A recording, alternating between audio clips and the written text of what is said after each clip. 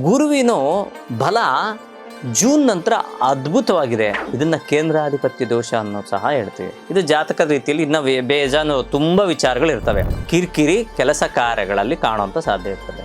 ವಿವಾಹಿತರಾಗಿರೋರಿಗೆ ಸಂತಾನ ಯೋಗ ಅದ್ಭುತವಾಗಿರ್ತದೆ.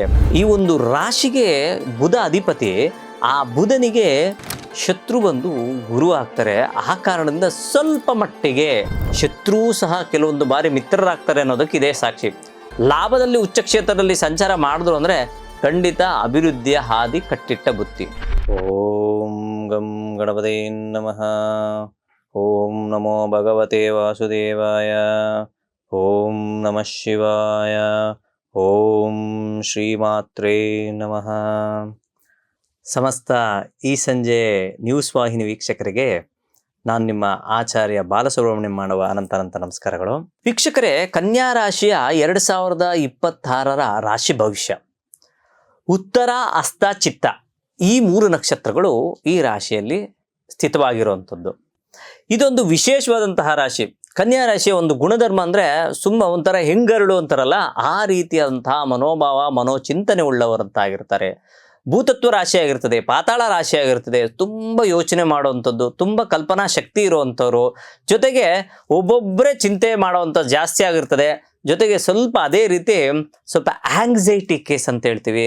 ಆ anxiety case ಸಹ ಈ ಕನ್ಯಾ ರಾಶಿಯವರ ಒಂದು ಗುಣಧರ್ಮ ಆಗಿರ್ತದೆ. ಅಷ್ಟೇ ಅಲ್ಲದೆ ಇವರಲ್ಲಿ ಸ್ವಲ್ಪ ಕೋಪವೂ ಸಹ ಬೇಗ ಬರುವಂಥ ಸಾಧ್ಯತೆ ಇರ್ತದೆ. ಪ್ರಮುಖವಾಗಿ ಈ ವರ್ಷದ ಒಂದು ವಿಚಾರವನ್ನು ನಾವು ತೆಗೆದುಕೊಳ್ಳೋದಾದರೆ, ಗುರುವಿನ ಬಲ ಜೂನ್ ನಂತರ ಅದ್ಭುತವಾಗಿದೆ. ಅಲ್ಲಿ ತನಕ ಕೇಂದ್ರ ಸ್ಥಾನ ದಶಮ ಸ್ಥಾನದಲ್ಲಿ ಗುರುವಿನ ಸಂಚಾರ, ಇದನ್ನ ಕೇಂದ್ರಾಧಿಪತ್ಯ ದೋಷ ಅನ್ನೋ ಸಹ ಹೇಳ್ತೀವಿ. ಇದು ಜಾತಕದ ರೀತಿಯಲ್ಲಿ ಇನ್ನು ಬೇಜಾನು ತುಂಬ ವಿಚಾರಗಳು ಇರ್ತವೆ ಅವರ ವೈಯಕ್ತಿಕ ಜಾತಕಕ್ಕೆ ಸಂಬಂಧಪಟ್ಟಾಗೆ. ನಂತರ ಆ ಒಂದು ದಶಮದಲ್ಲಿ ಕರ್ಮಭಾವದಲ್ಲಿ ಗುರು ಭಗವಾನರು ಸಂಚಾರ ಮಾಡಬೇಕಾದ್ರೆ ಕೆಲಸ ಕಾರ್ಯಗಳಲ್ಲಿ ಏರಿಳಿತ, ಆ್ಯಕ್ಚುಲಿ ಶುಭಗ್ರಹ. ಆದರೆ ಈ ಒಂದು ಕ್ಷೇತ್ರಕ್ಕೆ ಅದು ಈ ಒಂದು ರಾಶಿಗೆ ಬುಧ ಅಧಿಪತಿ, ಆ ಬುಧನಿಗೆ ಶತ್ರು ಬಂದು ಗುರು ಆಗ್ತಾರೆ. ಆ ಕಾರಣದಿಂದ ಸ್ವಲ್ಪ ಮಟ್ಟಿಗೆ ಕಿರಿಕಿರಿ ಕೆಲಸ ಕಾರ್ಯಗಳಲ್ಲಿ ಕಾಣುವಂಥ ಸಾಧ್ಯ ಇರ್ತದೆ. ಅದೇ ಗುರು ಭಗವಾನರು ಮೇ ನಂತರ ಲಾಭದಲ್ಲಿ ಸಂಚಾರ ಮಾಡ್ತಾರೆ. ಖಂಡಿತವಾಗ್ಲೂ ತನ್ನ ಒಂದು ಫಲವನ್ನು ಏನು ಕೊಡಬೇಕು ನೋಡಿ, ಯಾವಾಗ ಶತ್ರು ಸಹ ಕೆಲವೊಂದು ಬಾರಿ ಮಿತ್ರರಾಗ್ತಾರೆ ಅನ್ನೋದಕ್ಕೆ ಇದೇ ಸಾಕ್ಷಿ. ಲಾಭದಲ್ಲಿ ಉಚ್ಚ ಕ್ಷೇತ್ರದಲ್ಲಿ ಸಂಚಾರ ಮಾಡಿದ್ರು ಅಂದರೆ ಖಂಡಿತ ಅಭಿವೃದ್ಧಿಯ ಹಾದಿ ಕಟ್ಟಿಟ್ಟ ಬುತ್ತಿ. ಸಪ್ತಮ ಸ್ಥಾನದಲ್ಲಿ ಸ್ಥಿತನಾದಂತಹ ಶನಿ ಪರಮಾತ್ಮನು ಸ್ವಲ್ಪ ಮಟ್ಟಿಗೆ ಪತಿ ಪತ್ನಿಯಲ್ಲಾಗಿರ್ಬೋದು ಅಥವಾ ವ್ಯವಹಾರ ಸ್ಥಳಗಳಲ್ಲಾಗಿರ್ಬೋದು ಸ್ವಲ್ಪ ವೇರಿಯೇಷನ್ ಕಾಣುವಂಥ ಸಾಧ್ಯತೆ ಇರ್ತದೆ. ಆ ಕಾರಣದಿಂದ ಯಾವ ಒಂದು ಸಮಸ್ಯೆಗೆ ಆಸ್ಪದ ಕೊಡದೆ ನಿರ್ದಿಷ್ಟವಾದಂಥ ಮನಸ್ಸಿನಿಂದ ಜೀವನವನ್ನು ಸಾಗಿಸಿದ್ರೆ ತುಂಬ ಒಳ್ಳೆಯದು. ಓದುವಂಥ ಮಕ್ಕಳಲ್ಲಿ ಉತ್ತರೋತ್ತರ ಅಭಿವೃದ್ಧಿ ಕಾಣ್ತೀರಾ, ಸಂಪೂರ್ಣವಾದಂತಹ ಶುಭಫಲಗಳನ್ನು ಕಾಣ್ತೀರಾ. ವಿದಾಶಿ ಯೋಗ ಇರೋದೇ ಎಲ್ಲ ವಿಚಾರದಲ್ಲೂ ಸಂಪೂರ್ಣ ಶುಭಫಲಗಳನ್ನು ಕಾಣ್ತೀರಾ.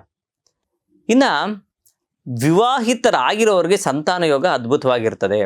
ಜೊತೆಗೆ ಮದುವೆ ವಿಚಾರಕ್ಕೆ ಯಾರಾದರೂ ಗೊಂದಲವನ್ನು ಪಡ್ತಾ ಇದ್ರೆ ಮೇ ನಂತರ ಸಂಪೂರ್ಣ ಶುಭಫಲ ಇದೆ. ಖಂಡಿತ ನಿಮಗೆ ಮದುವೆ ವಿಚಾರದಲ್ಲಿ ಎಲ್ಲ ಉತ್ತರೋತ್ತರ ಅಭಿವೃದ್ಧಿನೂ ಸಹ ಕಾಣಬಹುದು.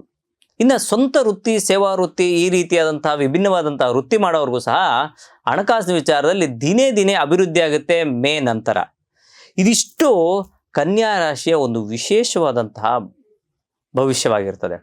ಆದರೆ ಪರಿಹಾರ ರೂಪಕವಾಗಿ ಏನು ಮಾಡಬೇಕು ಅನ್ನೊಂದು ಪ್ರಶ್ನೋತ್ತಕ ಚಿಹ್ನೆ ಉದ್ಭವ ಆದಾಗ ಖಂಡಿತ ಲಕ್ಷ್ಮೀ ನಾರಸಿಂಹ, ಲಕ್ಷ್ಮೀನಾರಾಯಣ ಇಂಥ ಒಂದು ದೇವಸ್ಥಾನಗಳಿಗೆ ಹೋಗುವಂಥದ್ದು ಅಥವಾ ದೇವರ ಒಂದು ಸ್ಮರಣೆ ಮಾಡುವಂಥದ್ದು ಮಾಡಿದ್ದೇ ಆದರೆ ಖಂಡಿತ ನಿಮ್ಮ ಒಂದು ಕಷ್ಟಗಳೆಲ್ಲ ದೂರವಾಗಿ ಆ ನಾರಾಯಣ ಎಲ್ಲ ರೀತಿಯಾದಂತಹ ಶುಭ ಫಲಗಳನ್ನು ಕೊಡ್ತಾರೆ.